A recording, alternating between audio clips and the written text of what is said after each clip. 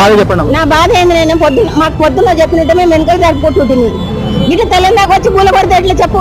నేనే పండుకుంటుందని 50,000 మాలు తెచ్చుకున్నా నేను. అది పొద్దున్న వచ్చి చెప్పనుండే. మేము ఎండనక వానక ఈయనే చేస్తాం కదా, మేము దీని మీదే కదా బతికేది. కిలో బియ్యానికి ఈయనే సంపాదించుకుంటాం. లక్పతులు ఏం లేవు కదా మాకు. పొద్దుగాల రానుండే, పొద్దుగాల వచ్చి జరుపుని రామ జరపకపోతే అట్లా పెట్టను ఉంటుంది. నువ్వు తెలంగాణకు వచ్చి ఇట్లా పూల కొడితే మా పరిస్థితి ఏంది? మేము ఉండాలి మా రోడ్డు మీద ఇట్లా బతుకుతున్నాం. మా గవ్వలు ఇస్తారు, మేము ఎట్లా బతకాలో చెప్పు. ఇదంతా ఎవరు నష్టపోవాలి?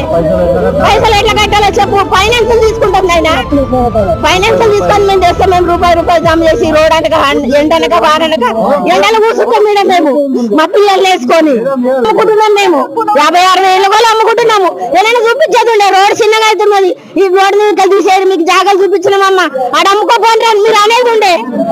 మేము ఎట్లా బతకాలో చెప్పు. మరి మేము ఎట్లా బతకాలి? బాధ